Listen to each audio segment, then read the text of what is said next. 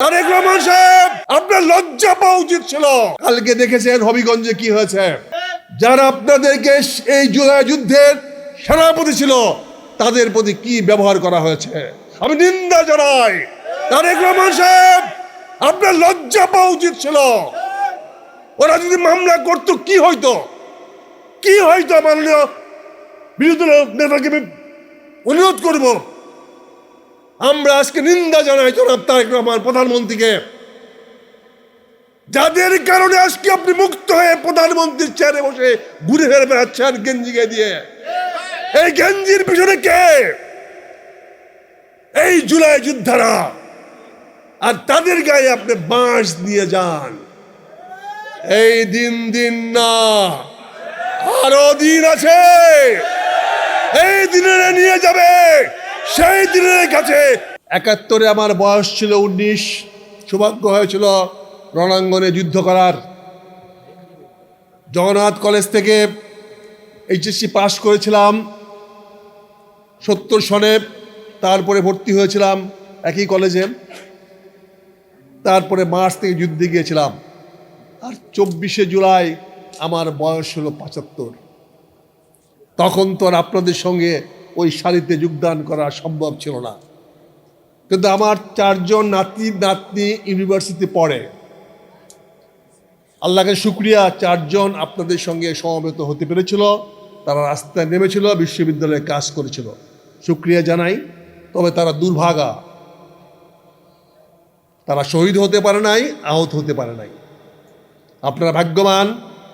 আপনার দেশের জন্য, এদেশের জনগণের জন্য, মানুষের কল্যাণের জন্য, দেশকে ফ্যাসিবাদ মুক্ত করার জন্য, জনগণের অধিকার প্রতিষ্ঠা করার জন্য আপনারা কেউ চোখ দিয়ে, কেউ বুকে রক্ত দিয়ে, কেউ জীবন দিয়ে আজকে আমাদেরকে মুক্ত করেছেন। আমরা আপনাদের কাছে কৃতজ্ঞ। আমি মনে করি জাতি আজীবন আপনাদের কাছে মুগ্ধ থাকবে। আজকে যে কথা বলেছে মুগ্ধের পিতা, আমরা তখনই বলেছি যে এই যুদ্ধ যতক্ষণ তরুণরা এগিয়ে না আসবে ততক্ষণ পর্যন্ত যুদ্ধ আমরা জয়ী হতে পারবো না। আজকে আপনারা এগিয়ে আসছিলেন, আপনার সন্তানরা এগিয়ে আসছিল। আপনারা সেই ভাগ্যবান, আপনারা সেই গর্বিত সন্তানের পিতা মাতা, যাদের কারণে আজকে আমরা বাংলাদেশ হায়ানা মুক্ত হয়েছি, বাংলাদেশ ফ্যাসিবাদ মুক্ত হয়েছি, স্বৈরাচার মুক্ত হয়েছি। আগামী দিনেও বাংলাদেশকে যদি আমরা বৈষম্য বিরোধী করতে চাই, যদি গণতান্ত্রিক মূল্যবোধ অব্যাহত রাখতে চাই, তাহলে সব সময় আমাদের তরুণদের রক্ত প্রস্তুত রাখতে হবে। এই তরুণ ছাড়া কোনোদিন সমাজ সামনে আগাতে পারে না। আমার পক্ষে এখন কিছু করা সম্ভব নয়। এই বক্তৃতা দিতে টায়ার্ড লাগে, কাজে এখন আর কিছু করতে পারবো না। কাজে আজকে এই তরুণরা আগে আসতে হবে। আজকের এই মতবিনিময় সভা অনুষ্ঠান করার জন্য আমি জামাতে আমিরের কাছে কৃতজ্ঞতা জানাচ্ছি। এমন করে এই ধারাটাকে অব্যাহত রাখতে হবে, এমন করে সামনে এগিয়ে যেতে হবে। এই স্পৃহা যেন বন্ধ না হয়। যুদ্ধ আমাদের ক্ষান্ত হয় নাই, সময়ের সঙ্গে রণাঙ্গনের সঙ্গে পরিবর্তন হয়। কালকে দেখেছেন হবিগঞ্জে কি হয়েছে। আপনার এখানে যুদ্ধ হতো, জুলাই যুদ্ধ, আর সেখানে আমাদের যারা নেতৃত্ব দিয়েছিল, যারা আপনাদেরকে এই জুলাই যুদ্ধের সেনাপতি ছিল তাদের প্রতি কি ব্যবহার করা হয়েছে, আমি নিন্দা জানাই। তারেক রহমান সাহেব, আপনার লজ্জা পাওয়া উচিত ছিল।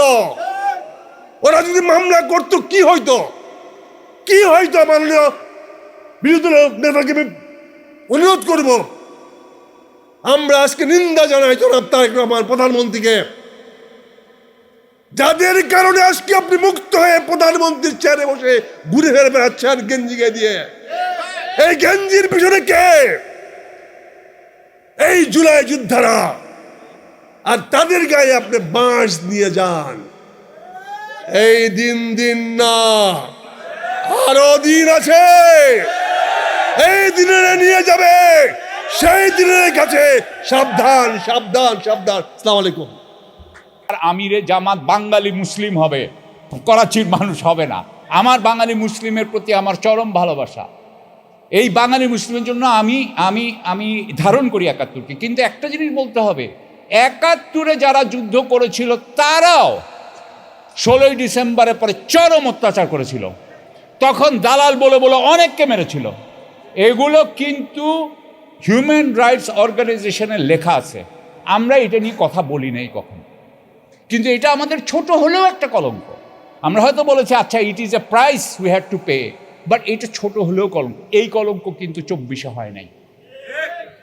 এবং এই যে 24-এ হয় নাই তার মানে হলো একটা জিনিস দেখেন, শ্রীলঙ্কাতে কয়জন মারা গেছে? 10 থেকে 19-এর মধ্যে। নেপালে কয়জন মারা গেছে? 20 জন। ইন্ডিয়াতে কয়জন মারা গেছে? 0। তাহলে বাংলাদেশে মারা গেছে কত? 1000, 1500, 2000। এখানে আমাদের কতগুলো বাচ্চা আজকে সারা জীবনের জন্য পঙ্গু হয়ে গেছে। তাহলে আমাদের এখানে কোন ধরনের জালিম সরকার ছিল? সেই জালিম সরকারের জুলুমের সমস্ত কথা কি বলা উচিত ছিল না, যাতে আর কোনোদিনও এই জুলুম না হয়? আমার তো মাঝে মাঝে মনে হয়, আমি গতকালকে হঠাৎ করে একটা কথা বলছি, আমারে মাফ করে দিবেন, কারণ আজকাল আমাদের প্রায় সবাই বাংলাদেশের প্রধানমন্ত্রীর খুব সাপোর্টার। আমাকেও বলা হয় যে আপনি যান সাপোর্ট দেন। তা আমি একটা কথা বলতে চাই, যে আমাদের দেশের এই মাননীয় প্রধানমন্ত্রীকে আমি এটাও বলতে চাই যে আমাদের এই হাসিনার আমলাদেরকে মারা হয় নাই, হাসিনার নেতাদেরকে মারা হয় নাই, এবং আপনারা যে মুখ বুঝে বুঝে সহ্য করতেছেন, আমার মনে হয় প্রাইম মিনিস্টারের উচিত যে আপনাদের এই বেদনাটাকে এখনই দেখা। আর যদি উনি না দেখে, আমি আজকে যা বুঝলাম যে আপনারা আর বেশি দিন এটা মুখ বুঝে সহ্য করবেন বলে আমার মনে হচ্ছে না, আমার মনে হচ্ছে না।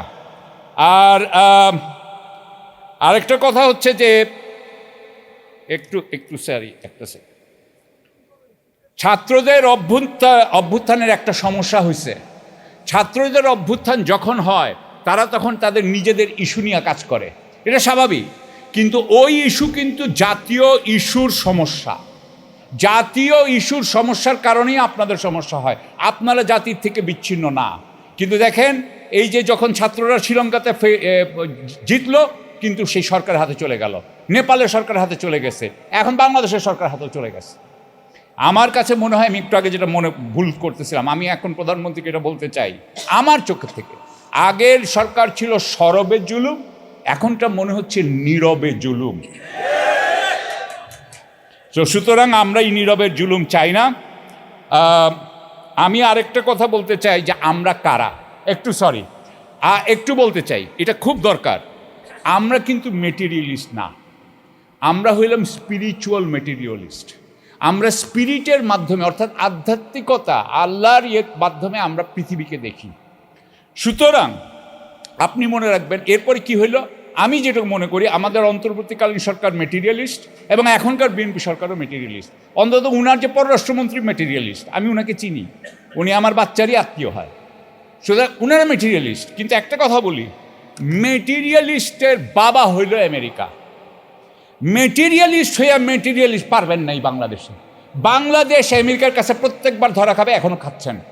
কিন্তু একটা কথা বলি, আমি নিজের বিয়ের থেকে বলতেছি, এটা আস্থার থেকে বলতেছি, আপনি যদি আমেরিকার সামনে যেও বলেন যে আই অ্যাম এ স্পিরিচুয়াল মেটেরিয়ালিস্ট, সে আপনাকে কিন্তু আপনার সামনে সোজা হয়ে দাঁড়াবে।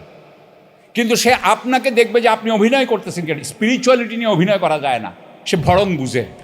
যদি বুঝে যে আপনি ভড়ং করতেছেন না, একমাত্র তাহলেই সে আপনাকে ইয়ে করবে।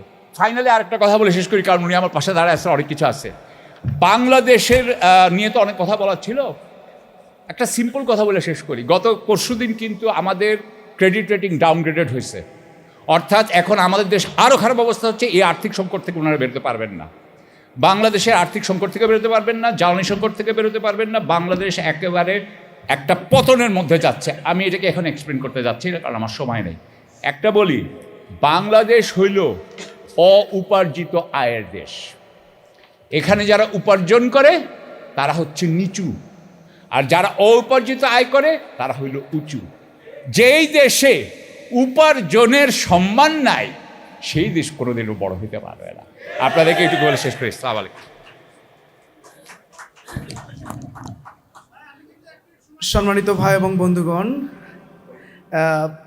এ পর্যায়ে আমি কথা বলবার জন্য বিনীতভাবে অনুরোধ করছি আমাদের একজন শহীদের গর্বিত মা। একটু আগে যার কান্নার আওয়াজ আপনারা শুনতে পেয়েছিলেন, বক্তব্য শুনে ওনার ছেলের কথা মনে পড়ে গিয়েছিল, খুবই আত্মচিৎকার করে কাঁদতেছিলেন। সেই শহীদের মা, শহীদ পারভেজ মিয়ার গর্বিত মা কানিজ ফাতেমাকে সংক্ষিপ্তভাবে তার অনুভূতি ব্যক্ত করার জন্য অনুরোধ করছি।